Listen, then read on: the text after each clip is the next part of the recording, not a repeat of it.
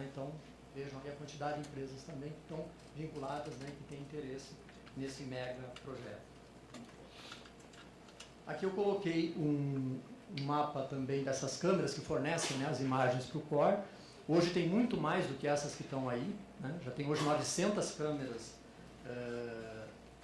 localizadas em diversas áreas da cidade, mas principalmente nos grandes eixos de circulação e na Zona Sul, né, obviamente. São ações altamente seletivas aí na teia da cidade, controlando, redirecionando e avaliando a mobilidade urbana, né? Aquilo que o Foucault fala, né, separando as boas circulações das ruins.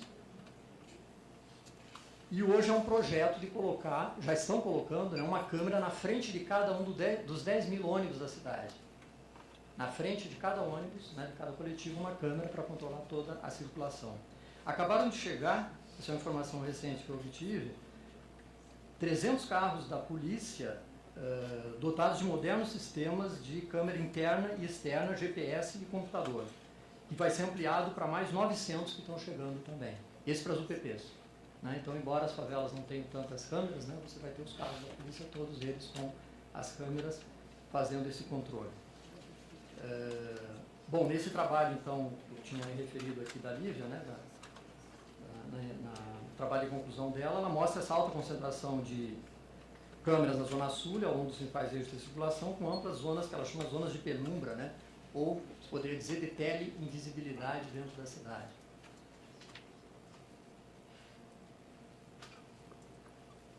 Pode-se dizer a partir daí que essa restrição zonal, né? Também existe uma restrição zonal na cobertura do monitoramento, na medida em que ele se centraliza apenas, se coloca apenas dentro do município do Rio de Janeiro, né? Com toda essa desigualdade interna, mas ele reproduz, tem lá 70 variáveis que podem ser acionadas no core, 70 variáveis diferentes para nós, para um geógrafo, isso é um material fantástico, né?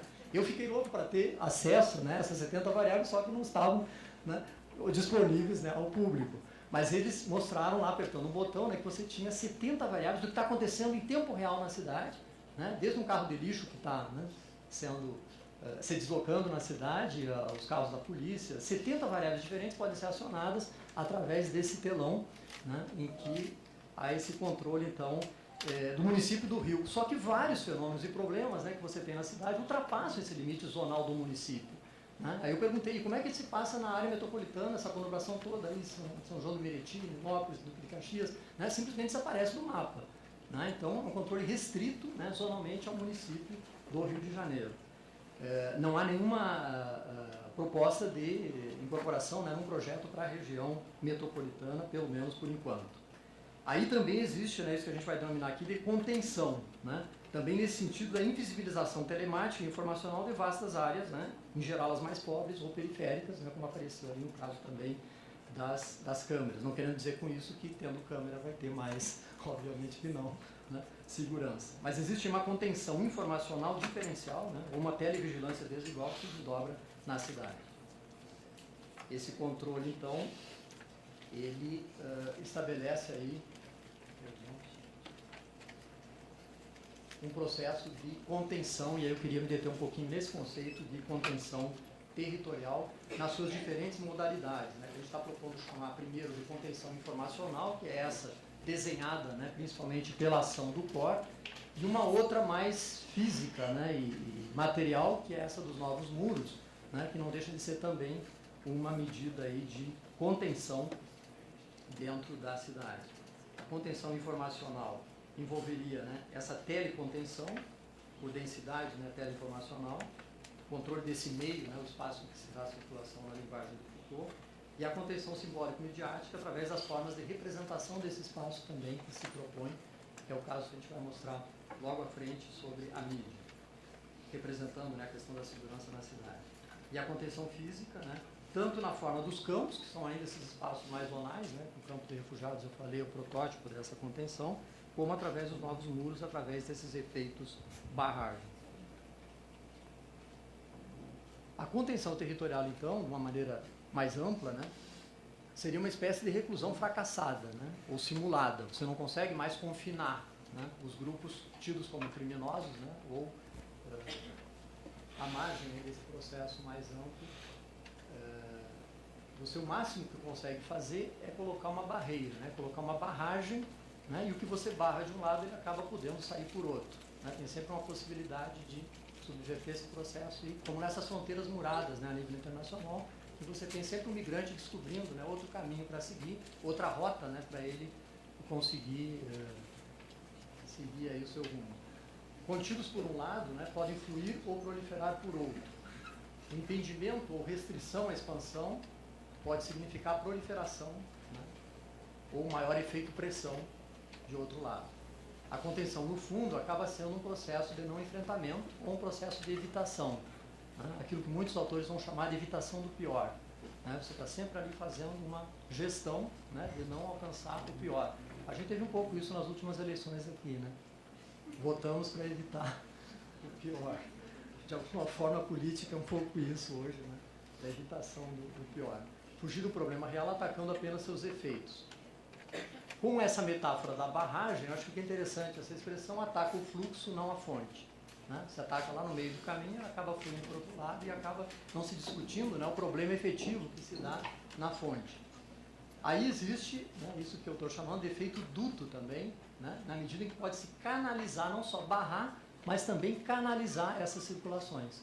Né? E o exemplo aqui do Rio de Janeiro, na canalização das vias de grande circulação, na construção do muro da linha vermelha, da linha amarela, me parece que são exemplos bem representativos, né, desse tipo de contenção da circulação em termos de dutos. Aí chegamos então no outro exemplo, os novos muros dentro da cidade.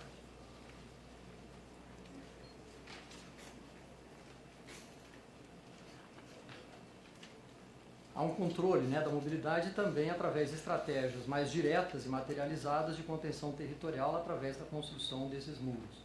E no nosso ponto de vista podem ser, através da realidade, né, carioca, distinguidos entre muros dutos e muros barragem. No caso das favelas do Rio de Janeiro, envolvendo também discursos biopolíticos ou de biossegurança, né, como a barreira acústica, né, os ecolimites nas favelas do Rio, né, se usa muito esse discurso também para legitimar a construção desses muros. Diferentemente dos muros de autocontenção dos grupos hegemônicos em seus condomínios fechados, iniciativas dos próprios moradores podem acontecer também em nome de uma alegada segurança ou proteção. Trata-se aqui claramente do processo inverso: cercar áreas tidas como perigosas para maior proteção por iniciativa de quem está do lado de fora. Importante ver como que se dá esse processo a partir da ideia de contenção tomada por iniciativas de fora para dentro em relação aos espaços considerados perigosos. O exemplo, então, dos muros dutos, né, da linha vermelha aqui no Rio de Janeiro, construídos ao longo de grandes vias de circulação, implicam principalmente a contenção indireta da população subalterna, pela canalização ou direcionamento seguro dos fluxos, sobretudo em relação a grupos que devem, entre aspas, né, ou que querem evitar o contato com certas áreas da cidade, como as favelas. Isso ocorre seja pelo alegado risco à sua segurança, seja pelo próprio impacto visual. Né? É bem evidente também na linha vermelha. Foram convidados até alguns artistas, né, para fazerem desenhos, eles se recusaram, né, a fazer esses desenhos para, né, amenizar um pouco o visual na linha. O discurso do perigo e dos riscos está aí bastante presente. Né? Combater a violência ligada à favela, como se o muro fosse a prova de bala, protegendo os que circulam na linha vermelha, o combate ao ruído excessivo e aos acidentes com pedestres, especialmente crianças, né, também foi alegado esse pressuposto, a favela vista como área de risco e o muro em defesa da integridade dos usuários das vias expressas. Aqui é interessante, houve há 2 anos atrás um debate lá na Maré, que eu participei, uma pesquisa que foi feita depois da construção do muro, né, em que você vê alguns resultados ambivalentes, o que é normal depois da construção, né, do muro, mas a questão principal seria, no momento em que o Estado, né, propõe o projeto de construção do muro, não discute com a comunidade qual é a prioridade desses recursos para ser utilizado, né, na Maré. Não foi feita, né, nenhuma pesquisa desse tipo. Então, agora, depois da construção do muro, aparecem alguns efeitos, obviamente, positivos, né, alguns surpreendentes, inclusive. Um deles, sempre que a gente olha naquele muro, pensa nos vendedores ambulantes, né, que você tem momentos ali de congestionamento em que a população acaba, né, vindo para vender os seus produtos ao longo da via. Né. E eu mesmo me perguntava, pô, deve ter diminuído muito, né? Problema sério agora para os ambulantes, para se deslocarem tanto para chegar aqui na via, né? Primeiro que eles fazem, claro, os buraquinhos deles lá também, né, para passar. E por outro, né, o que essa pesquisa revelou, essa pesquisa foi apresentada lá nesse evento, eles estavam vendendo mais, porque os automobilistas acabavam abrindo mais o vidro sem tanto medo de serem roubados, né? Isso me pareceu muito curioso, né, que eles acabavam alegando que estavam vendendo mais porque agora os motoristas, né, abriam mais o vidro porque não tinham tanto medo que eles saíssem correndo, né, roubassem alguma coisa e saíssem correndo. E claro, as donas de casa também alegaram que agora tem menos sujeira em casa, não vem tanta sujeira da pista, que as crianças estão mais seguras, né, porque não podem atravessar. De qualquer forma, a questão principal é essa, né, de um projeto, né, que leva muito dinheiro, né, envolvido e que a comunidade não é consultada, o projeto de cima para baixo, né, sem consulta à comunidade. Numa pesquisa feita, né, sobre o muro ali da linha vermelha, feito por um pós-graduando do IPUR, ele diz o seguinte, porque originalmente ele pesquisa documentos iniciais dos primeiros projetos que foram veiculados aí na Câmara de Vereadores, né, de vereadores que queriam construir o muro e aí faziam toda uma série de argumentos para defender a construção do muro, né? E ficava evidente que um dos argumentos centrais era a questão da segurança do usuário da via, né? Essa era a primeira argumentação que era colocada nessa documentação. E a partir dessa análise, né, e dos efeitos depois do próprio muro, ele vai dizer: um discurso em nome de um suposto risco que afetaria toda a sociedade, a violência, traz a consequência imediata da separação entre as classes que frequentam o mesmo território, revelando um interessante paradoxo, posto que, ao se isolar a comunidade mariense, né, a comunidade da Maré, com um muro, pode-se apreender que, na verdade, as maiores vítimas reais do risco violento não serão as supostas protegidas pela barreira de concreto, mas as que permanecerão em seu interior, porque, além da violência simbólica da separação, ficarão enclausuradas, a gente poderia dizer que contidas, né, processo de contenção, em áreas detentoras de um violento cotidiano bem mais grave que o dos outros, os do lado de fora. Então, acho que sintetiza bem, né, essa relação profundamente desigual, né, dos interesses que estão envolvidos na construção do muro. E o outro exemplo, bem conhecido de vocês também, né, esse mega projeto de construção, felizmente não foi desdobrado na sua totalidade, né, que envolvia no momento 9, depois 11 favelas do Rio de Janeiro, né, a construção de muros, proposta pela Prefeitura. O próprio Eduardo Paes era contra no início e depois ficou favorável, né, à construção dos muros, mas houve uma reação também internacional muito intensa, né, o próprio Saramago, lá em Portugal, né, denunciou como novo muro de Berlim, né, isso aí gerou toda uma polêmica a nível internacional pela força, né, do discurso dele, e acabou não sendo concretizado, a não ser em duas favelas, né, a favela Santa Marta, que foi justamente a primeira a receber o projeto das UPPs, né, em 2008, e logo depois, em 2009, iniciou a construção do muro, com essa retórica, principalmente do ecolimite, né, do limite ecológico em relação às favelas, sendo que já havia um projeto da Prefeitura de ecolimite que não incluía a construção de muros, né, construção de vias, né, canaletas, até parques, né, intermediários entre a área de preservação de pequenos parques e a área da favela, mas nesse caso, né, acabou vencendo aí a questão dos muros, que originalmente teriam 11 quilômetros em 11 favelas. Fica claro aí também um discurso da biossegurança, né, ligado a essa ideia do ecolimite que eu me referi antes. E aí, o argumento também principal era a expansão das favelas em áreas preservadas, né? E quando havia pesquisas feitas pelo próprio IPP, o Instituto Pereira Passos da Prefeitura, mostrando que justamente as favelas para onde era proposta a construção de muros eram aquelas que tinham menor crescimento em expansão horizontal na cidade. Algumas até com decréscimo, como é o caso de Santa Marta, né, que horizontalmente teve um decréscimo aí de 0,99%. Pequenininho, mas, né, houve decréscimo e não expansão, como era alegado, né, para o controle dessas áreas. A questão, então, da segurança também frente a criminosos, ficava explícito também no projeto inicial, né, o próprio secretário do Meio Ambiente, Luiz Paulo Conde, em 2009, falava do Muro da Rocinha para proteger a mata e impedir a fuga de criminosos. O que foi questionado pelo próprio Eduardo Paes, mas que depois mudou de opinião, né, para quem um muro não impediria bandidos de passar de um lado para o outro, por mais alto que fosse. O próprio Paes falou isso e depois, né, aprovou a construção do muro.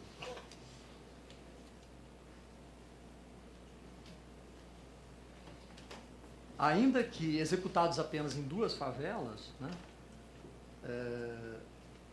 o debate foi amplificado e veio à tona com força a questão das novas velhas modalidades de segregação via definição de descontinuidades urbanas, né, como vários autores e pesquisadores já apontaram. Até os dias atuais, apenas então Santa Marta e Rocinha receberam as obras, a despeito do objetivo da implantação desses 11 quilômetros. No entanto, a pequena extensão edificada foi capaz de mobilizar diversos discursos sobre a cidade. O aparente esvaziamento da materialidade deu lugar a uma forte disputa no campo das ideias e foi retomado como objeto de tensão. Apenas enunciar a materialização de um limite ou de um muro em um determinado lugar tem força de mobilizar o debate público, de produzir instrumentos normativos e projetos urbanísticos, de convocar categorias espaciais e concentrar questões estruturantes na cidade do Rio de Janeiro. Ocorre, então, uma contenção, né, para essa espontaneidade, entre aspas, aí, dos mais pobres, né, e uma abertura para o investimento também imobiliário.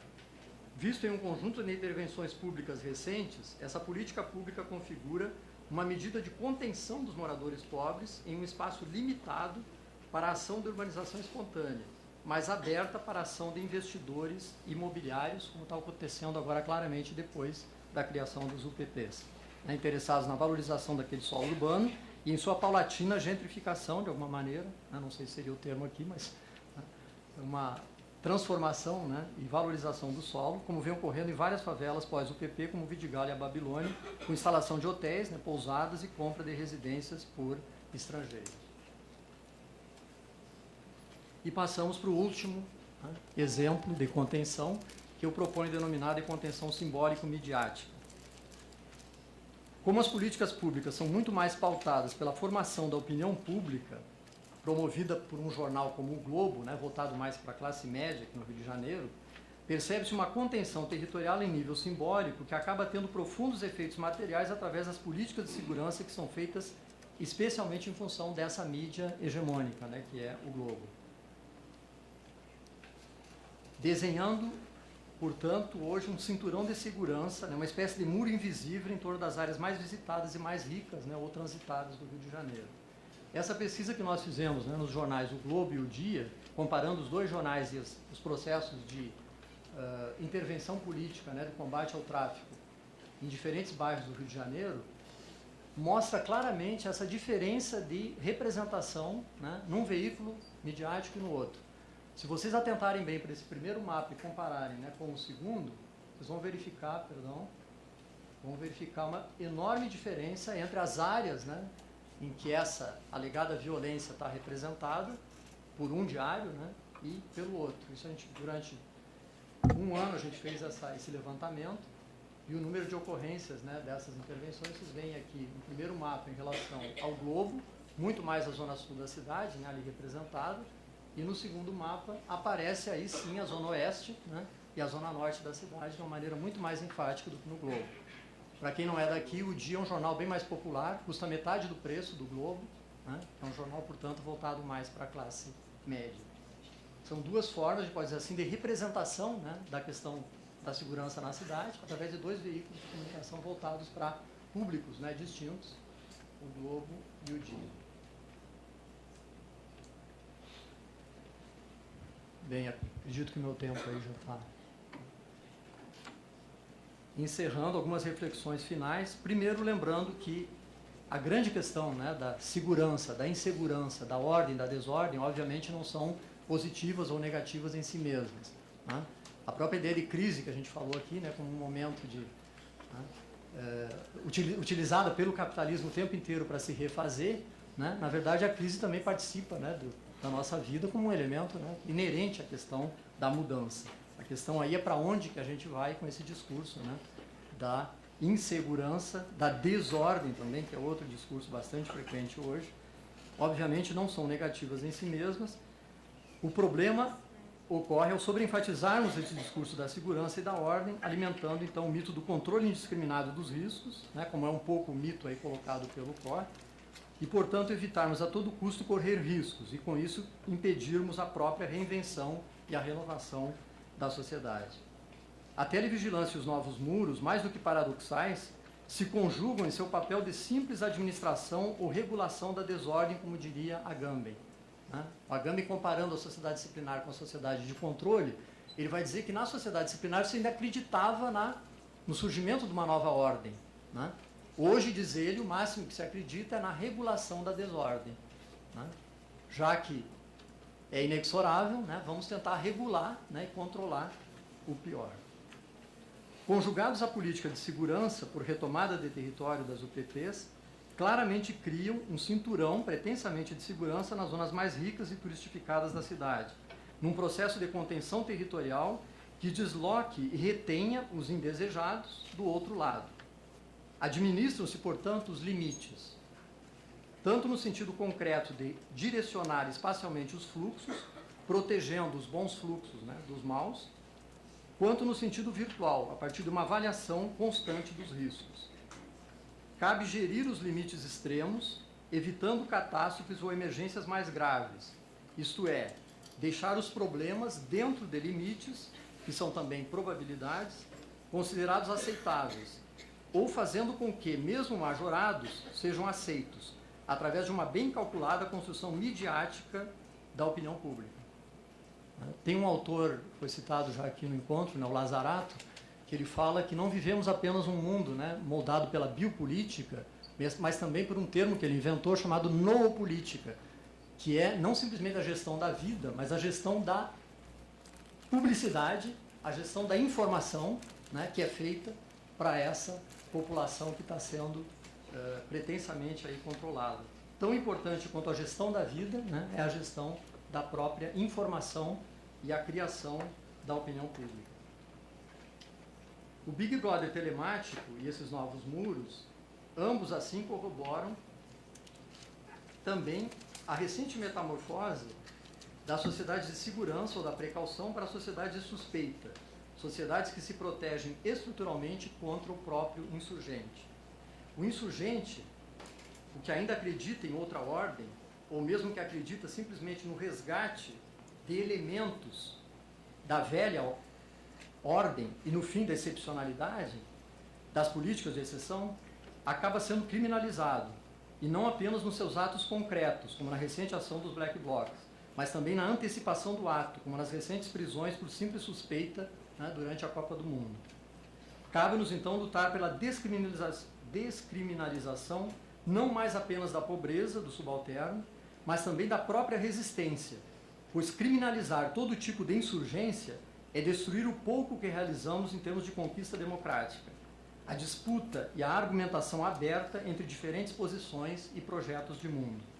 Pensando assim, quem sabe, não sejamos pessimistas, hoje pela manhã, né, estávamos discutindo aqui a questão do pessimismo, e possamos repetir, como Marx, corroborado também por Guy Debord e por Agamben, eles repetem essa frase do Marx: a situação desesperada da sociedade em que vivo me enche de esperança. Obrigado.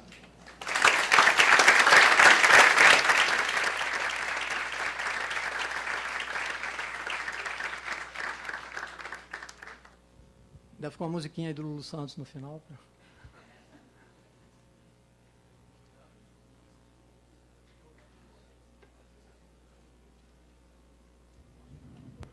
Alô. Então, abrir aqui a rodada de perguntas. Começar com 4.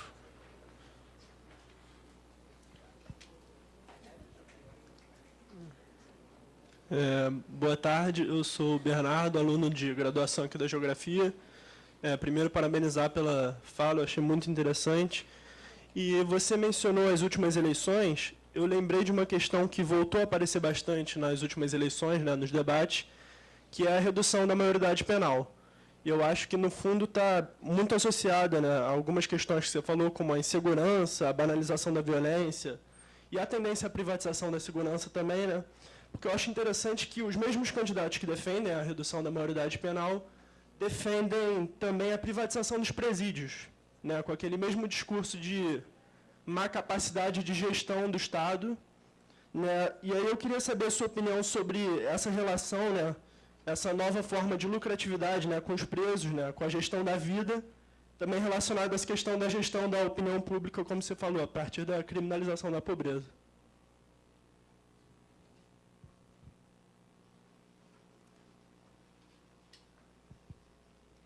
Oi, Rogério, parabéns. Obrigado pela exposição, acho fantástica. Quem me dera poder repetir de que a desesperança da sociedade me enche de esperança. Acho que... e eu queria colocar para você, se der para você falar, senão pelo menos depois a gente conversa. É claro que você leu aquele livro que tem um monte do Adalto Novaes, né, sobre o medo, né? E, na verdade, a questão da segurança, do binômio, segurança e insegurança, ela está pautada numa lógica em que o medo, que é um sentimento, é ocultado pela ideia de uma segurança e insegurança, né? E o medo é um sentimento. Sendo sentimento, ele tem uma noção de que pode ocorrer, de algo que pode ocorrer. Nunca ocorreu. Pode ocorrer e ele tem a ocorrência no sentido imediato. Bom, mas eu estou fazendo todo esse preâmbulo para dizer o seguinte: tem uma questão por trás, é o medo do outro. E eu citei exatamente o livro organizado pelo Novaes, porque eu não me lembro qual dos artigos que coloca essa questão. Quer dizer, a humanidade já teve muitos medos, né? Mas o medo hoje é um medo do outro. Agora, não se tem medo e não se fala da fome, da falta de moradia, da falta de roupa para se vestir. Então, é um medo do outro, da segurança da propriedade. Será que eu estou equivocada? Queria te ouvir um pouco.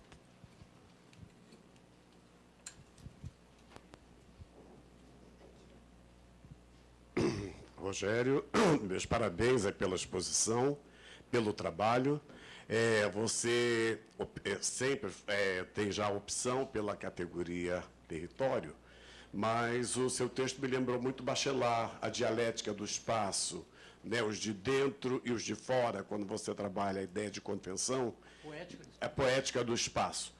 Lembrei o que é o dentro, o fora, e queria saber como você vê algumas políticas públicas aqui do Rio, principalmente a questão da mobilidade e da acessibilidade, com o teleférico do Complexo do Alemão, teleférico do Livramento, e como uso turístico desses equipamentos, e os elevadores, o elevador do Caso do Cantagalo e o plano inclinado, né, da Santa Marta. Aí como você vê a chegada do estranho desse caso aí, o uso, a turistificação desses espaços e como fica essa relação dentro e fora.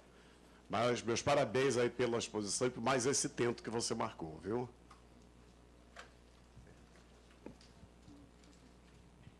Bom, também quero parabenizar, Rogério. Eu fiquei aqui com algumas interrogações e até comentei um pouco com a Leila.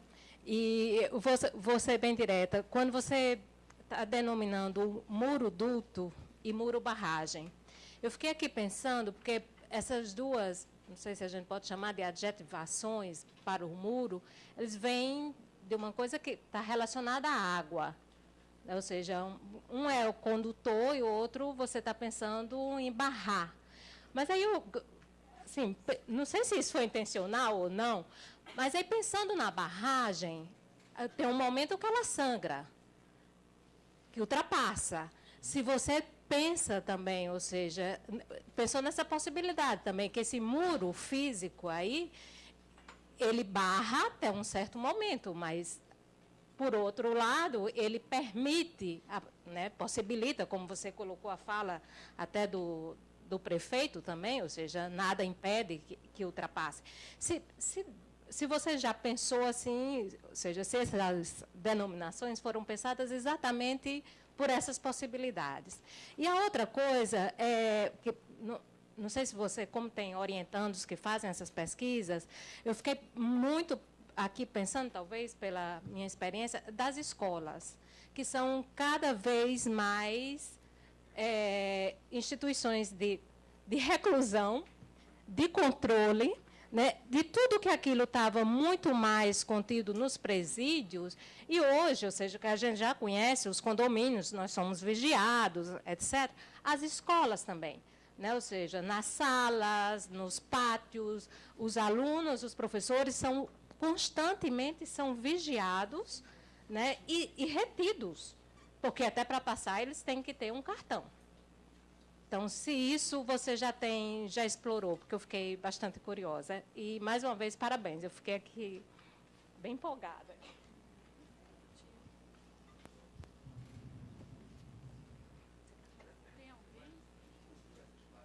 Depois a gente faz outra rodada. Depois a gente abre para uma nova rodada de mais 4.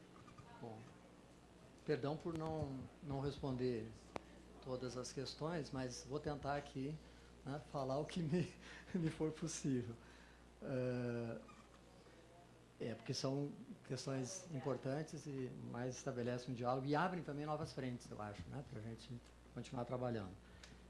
Essas legislações, né, que você falou, da redução da maioridade penal e privatização dos presídios, eu tinha até colocado aqui, mas como era muita coisa, acabei não comentando, né, essa questão que eu acho que é fundamental para entender essa nova economia da segurança, que é a privatização do sistema prisional, né, que nos Estados Unidos já vem de longa data, né, que aqui no Brasil está se tentando agora implantar.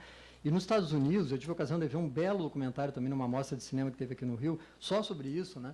É impressionante a quantidade de empresas diferentes que estão envolvidas no processo. Desde o setor de alimentação do preso, imagine ganhar uma concorrência para alimentar 2 milhões e 200 mil presos. Né? Em São Paulo já está. Então, tem vários casos aqui no Brasil que já está, né, nesse nível, e gradativamente acho que vão entrando novas empresas em novos setores, porque é vasto e complexo, né, o setor prisional. Então, você tem aí um universo gigante, né, desde a construção civil, né, que às vezes são prédios, né, com grande controle, essas prisões de segurança máxima envolvem muito recurso, muito investimento. Então, os interesses aí são múltiplos, né, os interesses empresariais são violentos, sem dúvida, né, e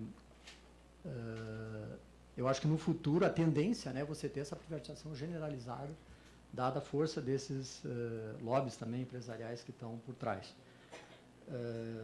A Arlete fala da questão do medo, né? Só isso aí já dá tem toda uma linha hoje de trabalho da geografia do medo, né, que eu acho que é muito interessante, né?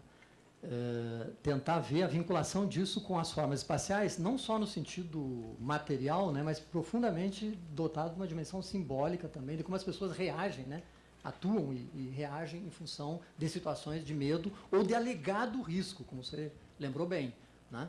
Essa constante criação, né, e recriação de probabilidades de correr riscos. Né? Acho que isso é um elemento hoje fundamental na gestão de qualquer política. Né?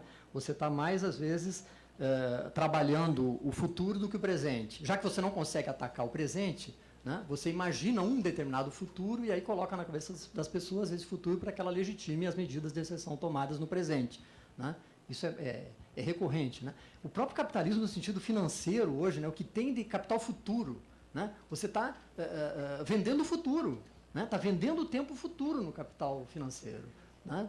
Então, é uma lógica hoje, né, que envolve, né, quase que uma recusa do presente, porque você não consegue, né, atacar grande parte dos problemas, acaba formulando, né, uma imagem de futuro muito dramática, às vezes, né, com esse medo todo incutido na população, para que ele legitime as medidas de exceção no presente. A gente não pode esquecer que, junto desses medos, também tem o grande medo, né? Para além do medo de perder, né, ou de ter a propriedade dessas mais estritamente capitalistas, a gente não pode negar hoje que existe um medo planetário, né, e está voltando esse debate hoje, né, eu vou colocar bem entre aspas aqui, né, o fim do mundo. Né? Existe aí toda uma ideia de catástrofe, né, que está sendo moldada e veiculada. Vocês vão ter aqui a ocasião de ter um debate, né, acho que amanhã ou depois, né, sobre a questão da ultra polêmica, né, do aquecimento global. É uma das dimensões desse processo. E eu queria recomendar para vocês aqui um livro que eu estou lendo agora, que eu estou achando muito interessante, né, polêmico, mas muito interessante, justamente sobre a retomada desse discurso do fim do mundo, que é do Viveiros de Castro, nosso grande antropólogo aqui, né, do Rio de Janeiro, que escreveu um livro junto com a professora aqui da PUC, agora eu esqueci o nome dela, mas eu estou com o livro aqui, depois eu vejo, né, Se Há Mundo por Vir, é o nome do livro dele, Há Mundo por Vir, né, em que ele recoloca a partir do próprio ideário das sociedades tradicionais indígenas, né, essa questão, né, recolocada hoje na mente de muita gente, né, da questão do próprio fim do mundo. Então, diante desse medo, aí todos os outros ficam, né, menores até. Né? E não há dúvida que o homem, né, pelo menos desde a Segunda Guerra Mundial, colocou em xeque a sua própria existência na face da Terra. Isso não tem a menor dúvida. Né? Ele é capaz de se autodestruir, né, enquanto espécie. Então, isso é uma biopolítica, né, em tal nível que não pode ser, né, ignorada. Né? Acho que isso é uma questão que, em algum momento, a gente tem que enfrentar, né? E não é à toa que a geografia hoje está sendo chamada de novo a recuperar a sua dimensão mais ampla, né? Sociedade e natureza, que eu acho que, né, um debate que a gente tem que retomar com muita força também em função dessas questões que estão sendo recolocadas. Bom, o Zé traz aqui, né, uma questão fundamental, que é a questão do dentro e fora. Né? Essa ambiguidade que a gente vive hoje, eu acho que esse é um dos traços fundamentais do espaço contemporâneo. Né? A indefinição, o que eu chamo do viver no limite, né, é um pouco isso, né? Essa indefinição que no passado até que havia, né, na própria ideia de reclusão, né, que é uma marca da sociedade disciplinar clássica, né, do dentro e do fora, do confinamento, né, ou pelo menos a nível teórico, né, a prisão foi constituída, toda a instituição prisional foi constituída com esse princípio, de que havia possibilidade de você confinar, de você separar elementos dentro da sociedade, em espaços de confinamento estrito. Né. Isso hoje está colocado em xeque em todos os sentidos, né, principalmente por aquilo que o Agamben chama de estado de exceção, né, porque ele colocou aí espaços, né, em primeiro plano, espaços desse limbo jurídico, dentro e fora do Estado ao mesmo tempo, legal e ilegal ao mesmo tempo. O favelado sabe muito bem o que é isso. Né? O habitante das favelas de Jandira sabe muito bem o que é viver nesse limite. Né? Ora recorrendo a um circuito ilegal, ora recorrendo a um circuito legal, às vezes como questão de sobrevivência. Então o território dele é esse território múltiplo, é esse trânsito entre territórios, né, que eu chamo dessa transterritorialidade. Saída de um território legal para entrada num ilegal, e às vezes os dois estão de tal forma conjugados, como a milícia, por exemplo, é de tal forma conjugado que você não tem ali definição do que é dentro e fora da figura clássica do território do Estado. Né? Então, muito mais do que esse discurso, né, do Beltrame, de que, né, retomou o território, é verificar todos os laços que estão desenhados aí, né, que juntam completamente, imbricam completamente essas diferentes territorialidades, de tal forma que você não sabe mais nem mais quem é o policial e quem é o bandido. Né? Então, eu acho que essa é uma questão central, né, do dentro e fora, e você coloca de uma maneira bem concreta através do teleférico. Né? Eu não trabalhei com isso, quem sabe, né, um desdobramento aí da pesquisa, mas há pouco agora eu percorri ali o teleférico novo eu recomendo até para vocês fazerem esse percurso ali bem fácil, porque é o mais próximo daqui, né, o da Providência, né, sai do metrô ali na Central do Brasil e toma, né, o teleférico, tem só uma estação lá em cima, depois desce na Cidade do Samba. Né? Ele já tem todo um roteiro turístico ali pré-programado, que é descer depois na Cidade do Samba, em toda aquela área, né, reformada ali do porto. Então, aí é bem interessante. Eu só vi praticamente turistas também, né, nesse percurso que eu fiz ali. Então, me pareceu, né, um projeto muito desatrelado, né, dessa reivindicação. Com certeza não houve também, tal como no Muro da Maré, uma consulta efetiva, né, da população local para saber qual era a prioridade de investimento que ela tinha. Né. Com certeza não foi, porque é um dinheiro gigantesco.